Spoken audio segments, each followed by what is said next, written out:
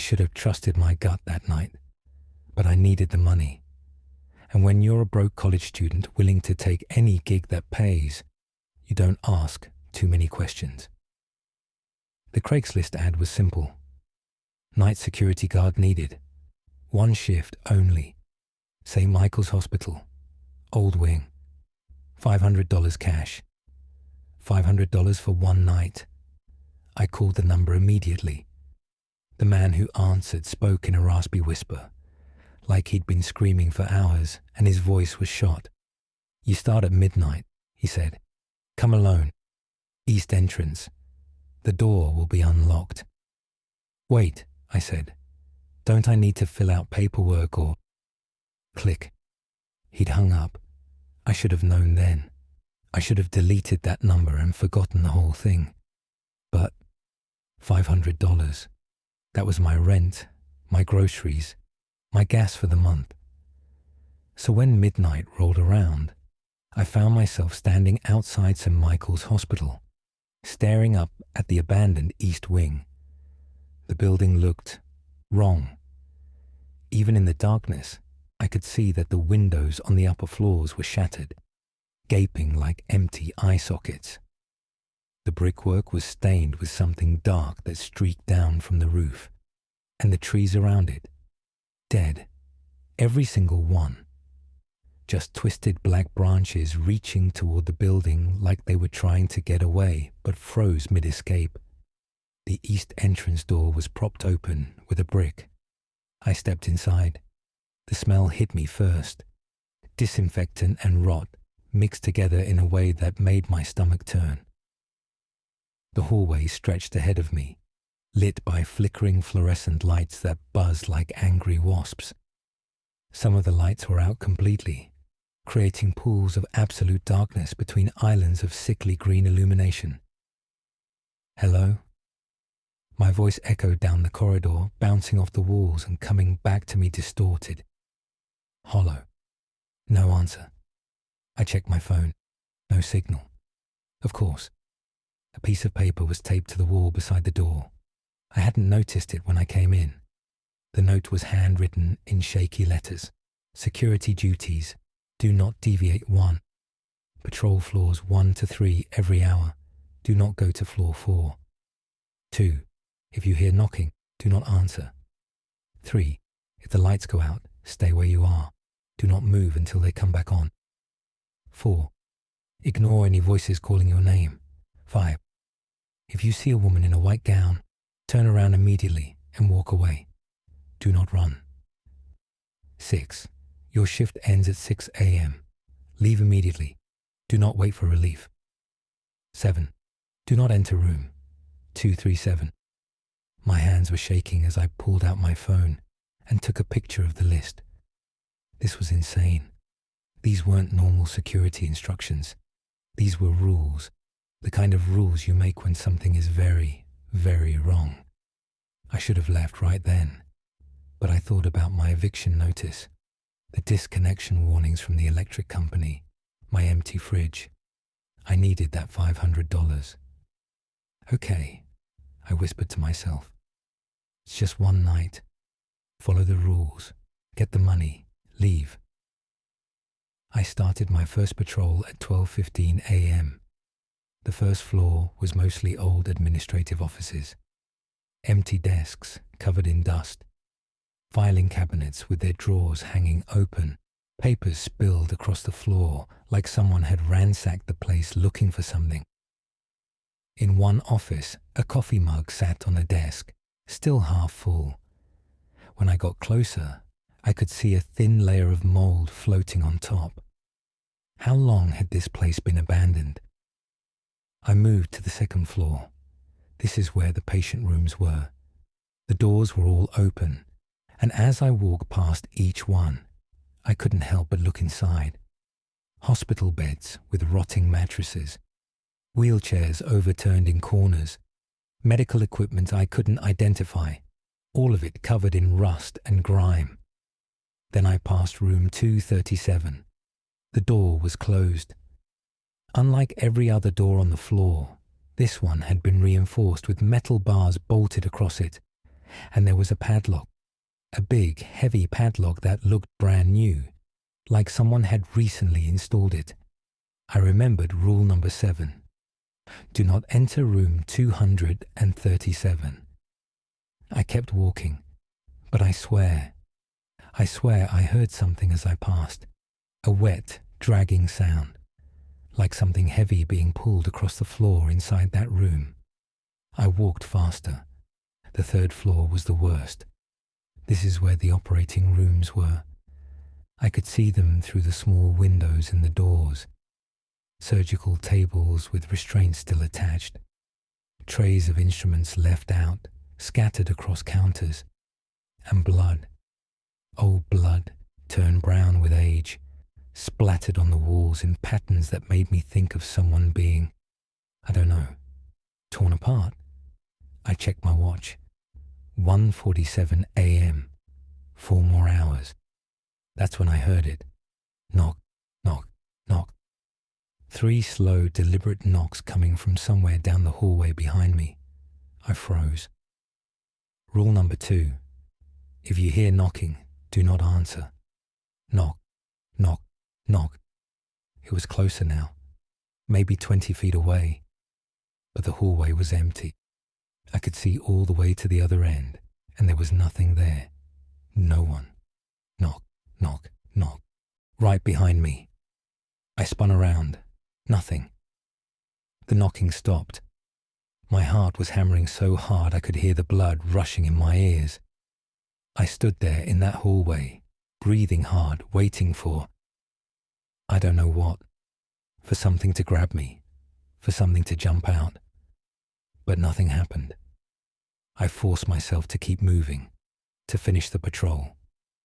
When I got back to the 1st floor, I found a security desk in one of the offices. There was an old chair behind it, and I collapsed into it, my legs shaking. Just 4 more hours, I whispered. You can do this.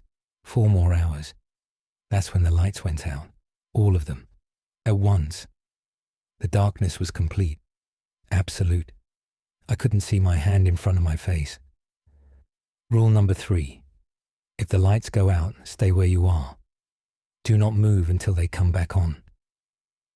I stayed perfectly still. In the darkness, I could hear things. Footsteps in the hallway, slow, shuffling footsteps, and breathing. Heavy, labored breathing that sounded like it was right next to me. Then, a voice. Marcus. My name. Something was saying my name. Marcus, we've been waiting for you. Rule number 4. Ignore any voices calling your name. I clamped my hands over my ears, squeezed my eyes shut even though I was already in complete darkness, and I counted. 1, 2, 3, 4. Marcus, why won't you answer me? The voice was closer, right in front of the desk. 5, 6, 7, 8. Marcus. Something slammed against the desk, shaking it. I bit down on my tongue to keep from screaming. 9, 10. The lights flickered back on. I was alone. But the desk. There were handprints on the desk. Wet handprints that looked like they were made of black sludge. And they were steaming, like they were burning through the wood. I watched in horror as the handprints slowly faded, disappearing completely within seconds. This wasn't worth $500. This wasn't worth any amount of money. I stood up to leave, and that's when I saw her. At the end of the hallway, barely visible in the flickering light, stood a woman in a white hospital gown. She was facing away from me, her long black hair hanging down her back, so dark it seemed to absorb the light around it. Rule number 5. If you see a woman in a white gown, turn around immediately and walk away. Do not run. I turned around.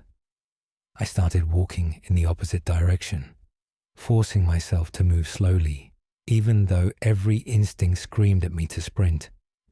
Behind me, I heard the sound of wet footsteps. She was following me. Don't run, don't run, don't run. The wet footsteps behind me were getting faster. I could hear the slap of bare feet on the tile, and underneath that, a clicking sound, like bones popping with each step. I turned a corner, still walking, my whole body rigid with the effort of not breaking into a sprint. There was a door ahead marked stairwell. I pushed through it and started climbing to the second floor. Behind me, the stairwell door opened again. Slap, click, slap, click, slap, click. She was in the stairwell with me. I reached the second floor landing and exited into the hallway, letting the door close behind me. I pressed my back against the wall, breathing hard, listening. Silence. I waited. 1 minute, 2 minutes, 5 minutes. Nothing. Maybe she hadn't followed me through the door. Maybe she was gone. Maybe... A face appeared in the small window of the stairwell door. Her face. But it was wrong. All wrong. Her eyes were completely white, no pupils, no iris, just milky white orbs that leaked a clear fluid down her grey cheeks. Her mouth was open too wide, stretched in a smile that showed too many teeth. Way too many teeth. They were sharp, and they went all the way back into her throat. We locked eyes through that little window. Then she raised one hand and waved at me. I ran. I know the rules said don't run, but I couldn't help it. I sprinted down that hallway, my footsteps echoing like gunshots, running past the patient rooms, past the nurse's station, running until I reached the other stairwell at the far end of the floor. I burst through the door and stopped. The stairwell was pitch black. The lights in here were all out, and in the darkness I could hear something breathing. Something big, with lungs that wheezed and rattled with each breath. Behind me, I heard the other stairwell door open. Slap, click, slap, click. She was coming. I had a choice. Go into the darkness with the thing that was breathing, or stay here and face the woman with too many teeth. I chose the darkness. I started climbing, using my phone's flashlight to see. The beam was weak, barely pushing back the shadows, but it was better than nothing. Up I went, to the third floor, then... Wait, there was no third floor landing. The stairs just kept going up. Up to the fourth floor. Do not go to floor 4. That was rule number 1. But the thing in the darkness below me was getting closer. I could hear it moving now, climbing the stairs, its breathing getting louder, more excited. And from below that, I could still hear the wet footsteps of the woman. I was trapped. I kept climbing. The door to the fourth floor was different from the others. It was metal, reinforced like room 237. But this one had something painted on it in dark red. A symbol I didn't recognize. A circle with strange markings inside it. Lines and curves that hurt to look at, like they were vibrating or moving even though I knew they were just paint. I grabbed the handle. It was warm, almost hot. I pulled the door open and stepped onto the fourth floor. The air was different here, thick, humid. It smelled like copper and something sweet that was almost pleasant but not quite, like fruit that was just starting to rot. The hallway ahead of me looked the same as the others, but the lights here didn't flicker. They burned steady and bright, too bright, so bright I had to squint. And it was quiet, completely, utterly quiet. Even my footsteps made no sound. The walls here were covered in writing, scratched into the paint, written in what looked like dried blood, carved into the actual plaster beneath. Names. Thousands of names. They covered every inch of the walls from floor to ceiling. I walked closer to read them. Jennifer Holmes, 1987. David Martinez, 1991. Sarah Chen, 2003. Marcus Williams, 2024. I stopped breathing. My name was on the wall, but that wasn't possible. I'd never been here before tonight. This was my first time in this building, my first time in this city. So how? I reached out to touch the letters of my name, and the moment my fingers made contact with the wall, I wasn't in the hallway anymore. I was in a hospital bed, my hospital bed. I couldn't move. My arms and legs were strapped down with leather restraints.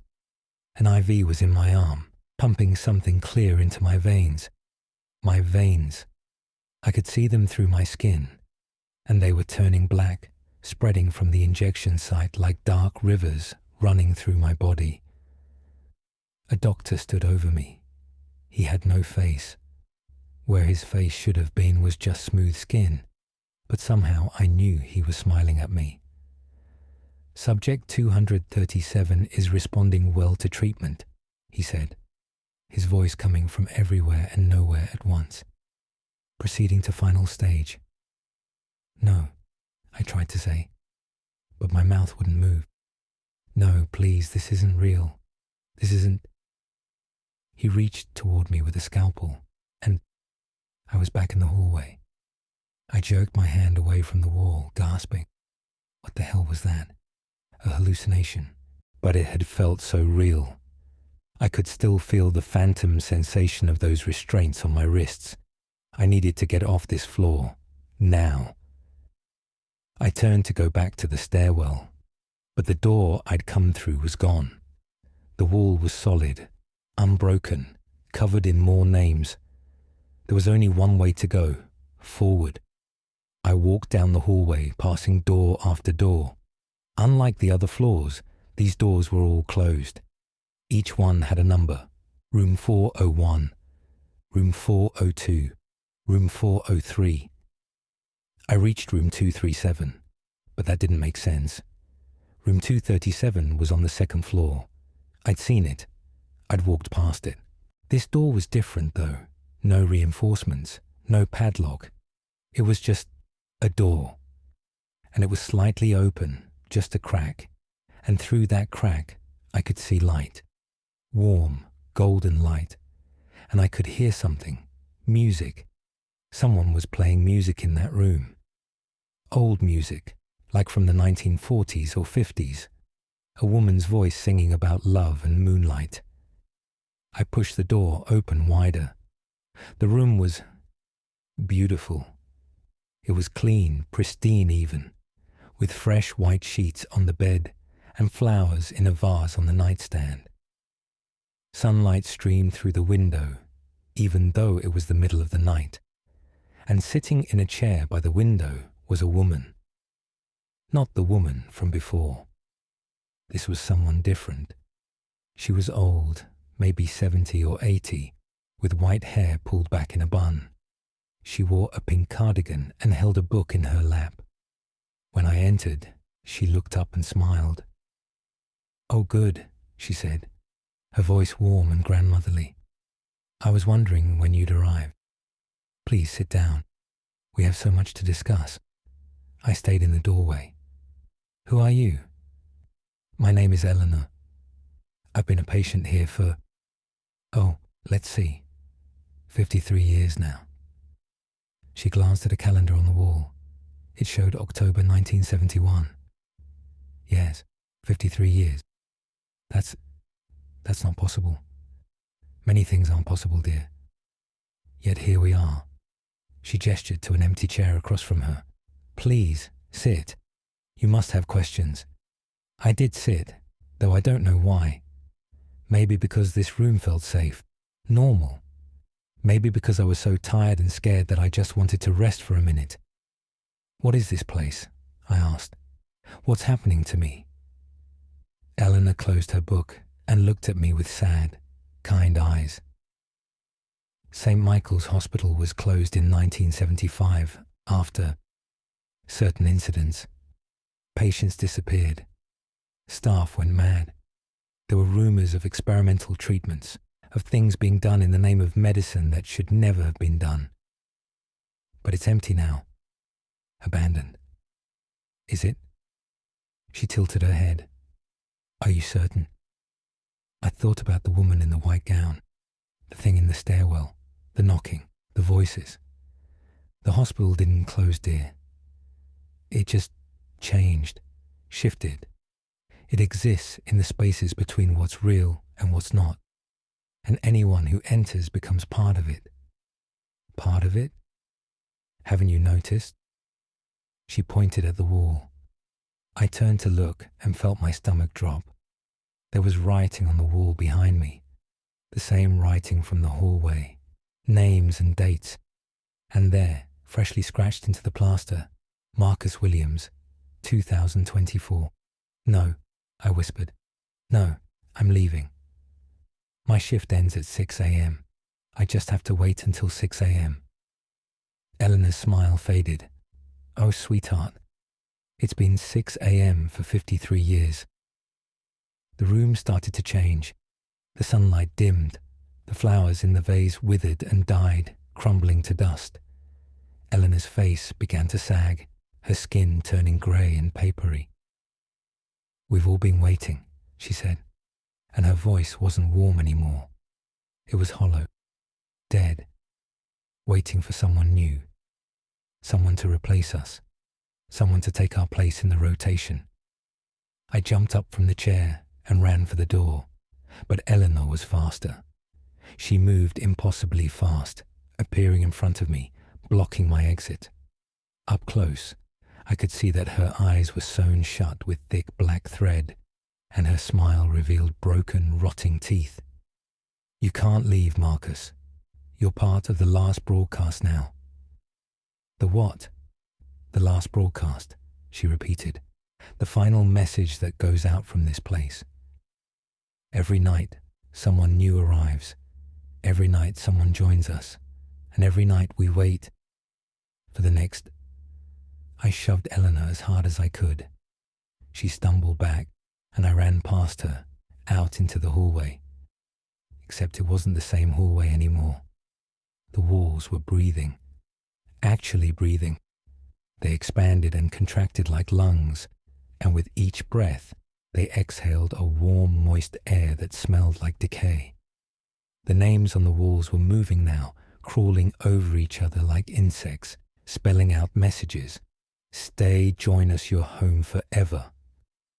I ran anyway, my feet pounding on the floor that now felt soft and spongy, like I was running on flesh.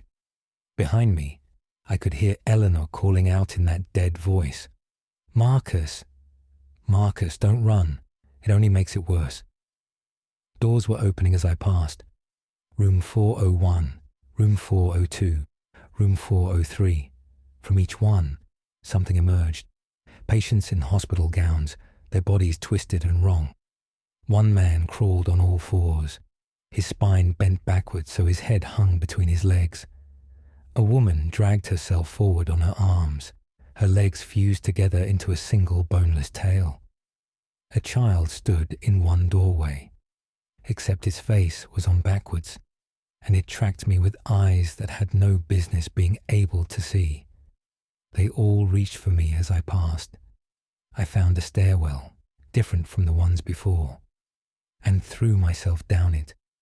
The stairs were steep, too steep, almost vertical, and I half fell, half climbed down them, down, down, down, far past where the third floor should be, past the second, past the first. How far down did this building go? I emerged into a basement I hadn't known existed. It was dark here, lit only by emergency lights that cast everything in a sickly red glow. The walls were bare concrete, stained with water damage and mold. And there were doors. So many doors, dozens of them, lining both sides of a long corridor. Each door had a small window at eye level. I approached the first one and looked through. Inside was a man sitting in a chair. He was facing away from me, completely still. As I watched, his head slowly rotated 180 degrees to look at me. His eyes were wide, unblinking, and his mouth opened in a silent scream. I jumped back. The next door showed a room filled with water. A woman floated in it, her hair drifting around her head like seaweed. Her eyes were open. She was watching me.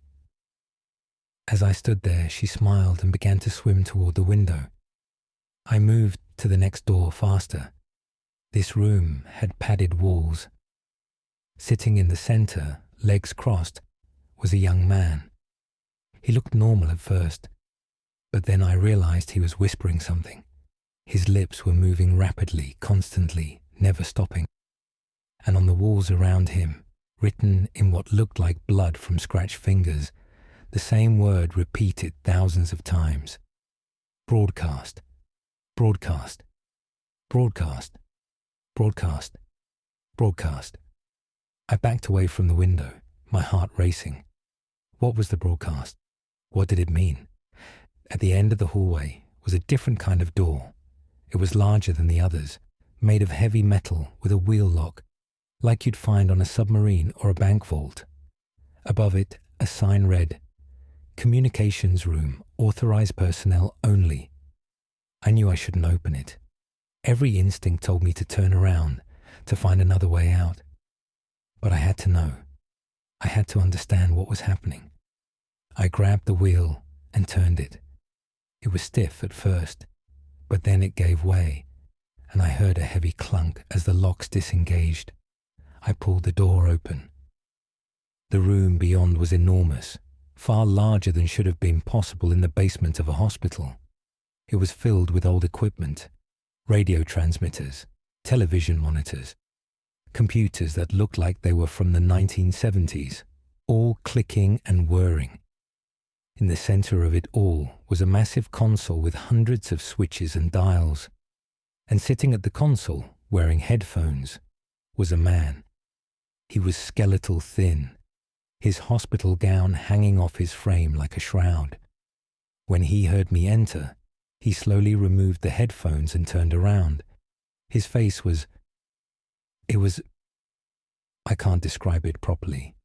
It was like looking at one of those AI-generated images that seems normal at first, but becomes more wrong the longer you look at it. His features didn't quite line up. His eyes were at slightly different heights. His mouth was too far to the left. And when he smiled, his teeth seemed to phase in and out of existence. "You made it," he said. His voice sounded like it was coming from far away, like he was speaking to me through a long tunnel. "I wasn't sure you would. So many don't make it this far." "Who are you?" I managed to ask. "What is this place?" "My name is Dr. Reeves, or it was, before the experiment, before the broadcast." He gestured around the room. "This is where it all began, where we tried to push beyond the boundaries of human consciousness, where we tried to broadcast human thoughts directly into the ether to create a network of connected minds." "That's insane." Yes, it was. He stood up, and I noticed that his shadow didn't match his movements. It stayed in the chair for a moment, then reluctantly followed him. But we succeeded. In a way, we created a broadcast, a signal, a frequency that exists between life and death, between reality and something else. "The hospital," I said. "It's part of the broadcast." "No." He shook his head, and his head kept shaking even after he'd stopped trying, like his neck was loose. "The hospital is the broadcast. It's a signal that traps consciousness. Everyone who enters becomes part of it, a repeater, broadcasting their fear, their confusion, their terror out into the void, feeding the signal, making it stronger. I need to leave. I need to get out of here." "There's only one way out," Dr. Reeves said. He pointed to the console. "You have to turn it off. End the broadcast. Free all of us." I looked at the console. It was bewilderingly complex, with labels I couldn't read, and switches whose purpose I couldn't understand. "I don't know how." "You do. You've always known. That's why the broadcast called you here. It needs someone to end it, someone strong enough to make the choice." "What choice?" Dr. Reeves's smile widened. The broadcast is powered by consciousness, by life. To turn it off, someone has to take the place of the power source. Someone has to plug themselves into the system. Forever. My blood ran cold. You're saying I have to... what? Sacrifice myself? Or you can leave. Walk out the front door. Forget this ever happened. Return to your life. He paused. But the broadcast will continue. Every night, it will call someone new. Every night, someone will answer that Craigslist ad, tempted by easy money. Every night, another person will be trapped here. The hospital will keep growing, keep spreading, keep broadcasting its signal of pain and fear and madness. You're lying. You're trying to trick me into... Am I? He gestured to one of the television monitors. It flickered to life. On the screen, I could see the first floor of the hospital, the security desk where I'd sat, and standing at that desk, looking confused and scared, was a young woman. She was reading the list of rules on the wall, her hand shaking as she took out her phone to photograph them. She answered tonight's ad, Dr. Reeves said, softly. She'll make the same choices you made, walk the same halls, see the same horrors, and in the end, she'll stand where you're standing now, faced with the same decision. Unless you stop it, he added, unless you end the broadcast. I looked at the console, then at the monitor. The woman had started her patrol. She looked so young, younger than me, maybe a freshman. How do I do it? I asked. Dr. Reeves walked to the console and pressed a button. A panel slid open, revealing a chair with restraints and dozens of wires ending in needles. You sit here. Connect yourself to the system. Become the power source. Your consciousness will be broadcast forever, holding the signal in place, preventing it from reaching out to anyone else. You'll trap yourself here to set everyone else free. And if I do this, everyone else trapped here will be released. Eventually, the broadcast will collapse inward instead of outward. All the trapped souls, all the captured consciousness will be drawn into you. You'll experience everything they experienced, feel everything they felt, live through every moment of horror and pain and fear that's happened in this place for the last 50 years. He looked at me with something that might have been pity. It won't be pleasant, but it will be finite. Once you've absorbed it all, once the broadcast has collapsed completely, you'll be able to let go, to rest, and everyone else will finally be free.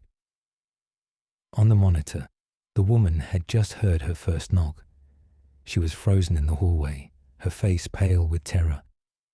I thought about turning around, walking away, finding my way out, going back to my apartment, my life, my problems that suddenly seemed so small.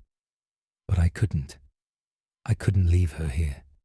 I couldn't let this continue. Okay, I said. Tell me what to do. Dr. Reeves guided me to the chair. The leather was cold against my skin, and as he fastened the restraints around my wrists and ankles, I had to fight down the panic that threatened to overwhelm me. Once I connect you, he said, you'll begin to receive the broadcast. All of it. Every trapped soul. Every moment of suffering. It will feel like it's lasting forever. But in real time, it will only be a few minutes. How long will I be here? After it's done? He paused, his hands hovering over the needles. I don't know. Time works differently once you're part of the broadcast. It could feel like days or years or lifetimes. But eventually, when there's nothing left to hold, you'll simply fade, dissolve, become nothing. That's comforting, I said, trying to laugh, but it came out as a choked sob. I'm sorry, Dr. Reeves said, and he actually sounded sincere. For what it's worth, you're brave. Braver than I was. braver than any of us. Were you given this choice? No, I was the first. The original broadcast. I didn't choose this. He picked up the first needle. But you are. And that makes all the difference. He inserted the first needle into my arm, then another, and another. I felt them pierce my skin, felt them slide deeper, seeking veins, seeking connection. The pain was sharp at first, then dulled to a cold ache. Ready? He asked. I nodded, not trusting my voice. Dr. Reeves pulled a lever on the console. The world exploded. Suddenly, I was Jennifer Holmes in 1987, lying on an operating table, screaming as faceless doctors cut into me while I was awake, their instruments digging deeper, taking pieces of me, harvesting my fear. I was David Martinez in 1991, strapped to a bed in a dark room, watching as something that wasn't quite human crawled across the ceiling toward me, its too many joints bending in ways that made my mind want to shut down. I was Sarah Chen in 2003, trapped in a loop, living the same day over and over, dying at the end of each cycle only to wake up and start again, the repetition driving me slowly, inexorably insane. I was Eleanor, sweet grandmother Eleanor, who'd been kind once, who'd volunteered for an experimental treatment for her arthritis, and woke up to find 50 years had passed in an instant, trapped in a single room, watching the world outside the window loop through the same October day endlessly. I was the man with his head on backwards, the woman with fused legs, the child with reversed features. I was the people behind every door in every hallway. I lived their transformations, felt their bodies betray them, experienced their slow descent into horror as they realized what they'd become. I was all of them, simultaneously, their experiences layered on top of each other, a cacophony of suffering and fear and desperate, clawing hope that maybe, somehow, this would end. And I absorbed it. I took it all into myself. I pulled their pain into me like a black hole pulls in light. I felt it burning through my consciousness, searing itself into whatever part of me would survive this. But as I took their pain, I felt them begin to fade. Jennifer Holmes's screaming stopped. She opened her eyes on that operating table, really opened them, and saw sunlight, real sunlight. And then she was gone, dissolved into peace. David Martinez watched the thing on the ceiling fade like smoke. He blinked, and he was lying in a bed in a normal hospital, his wife holding his hand, and then he too was gone. One by one, they were released. As I absorbed their suffering, I set them free. Sarah Chen's loop broke. The day progressed past the point where it usually reset. She watched the sun set, really set, for the first time in 20 years. She smiled, and then there was nothing. Eleanor appeared in the communications room standing beside Dr. Reeves. The thread was gone from her eyes.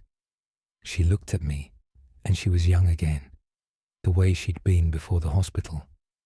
"Thank you," she whispered, and she faded like morning mist.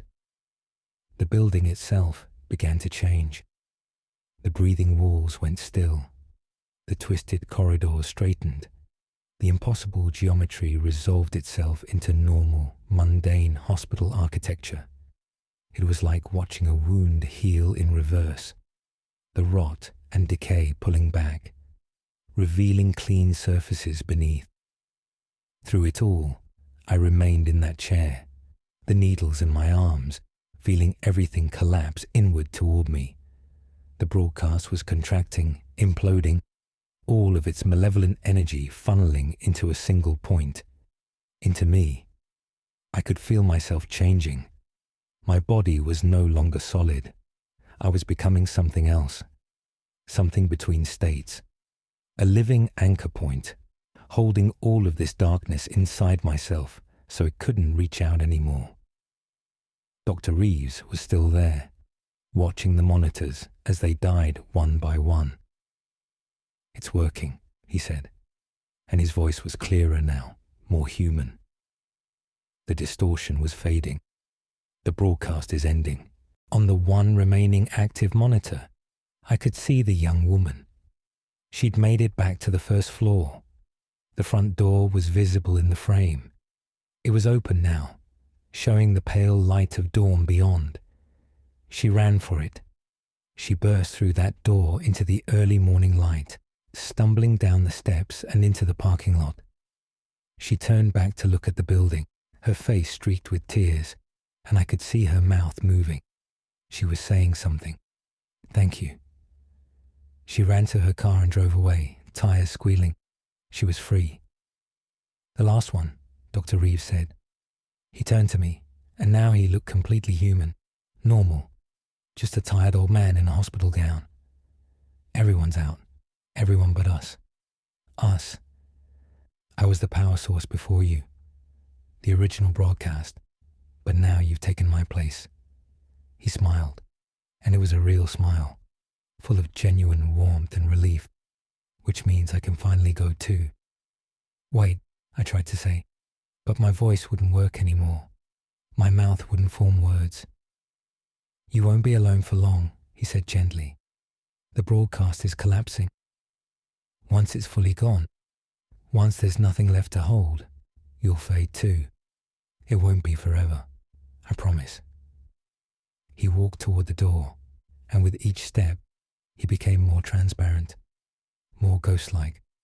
"Thank you, Marcus," he said, "for having the courage I didn't." And then he was gone. I was alone in the communications room. The monitors were all dead now. The equipment had stopped clicking and whirring. Even the hum of electricity had faded. The room was completely silent, and I sat there, held in place by needles and wires, and my own choice, feeling the last remnants of the broadcast drain into me. How long did I sit there? I don't know. Time had no meaning anymore, but gradually I felt something shift. The weight of all those trapped souls, all that collected suffering, began to lift. Not because it was leaving me, but because I was learning to carry it differently, to transform it. Their pain became my purpose. Their fear became my strength. Their desperation to escape became my determination to make sure this never happened again. I realized something then. Dr. Reeves had lied. Or maybe he just hadn't known. I wasn't going to fade. I wasn't going to dissolve into nothing. I was becoming something else entirely. A guardian, a watchman. The broadcast hadn't ended. It had transformed, changed frequency. Instead of calling out to lure victims in, it was now broadcasting a warning, a keep away, a don't enter. Anyone who came near St. Michael's Hospital now would feel it. That subtle wrongness, that instinctive urge to turn around and walk away. They wouldn't know why. They'd just know they didn't want to be there. And I would remain forever vigilant, forever broadcasting that warning, ensuring no one else would ever be trapped as we had been. It wasn't the ending I'd hoped for, but it was the ending that was needed. The sun rose outside. I couldn't see it, but I could feel it, feel the warmth of a new day beginning. In that light, the hospital seemed almost peaceful, just an old abandoned building, empty and quiet. But in the basement, in the communications room, in the chair with needles in my arms, I remained, Marcus Williams, the last broadcast, forever on the air, forever keeping watch, forever making sure that the horrors that happened here would stay buried. I'm still here. Even now, as you listen to this story, I'm still here, still broadcasting, still warning. And if you ever find yourself driving past an abandoned hospital late at night, if you ever see a Craigslist ad for a security job that pays too much for too little work, If you ever feel that sudden, inexplicable urge to turn around and go the other way, that's me. That's my broadcast reaching you. Listen to it. Please, listen to it.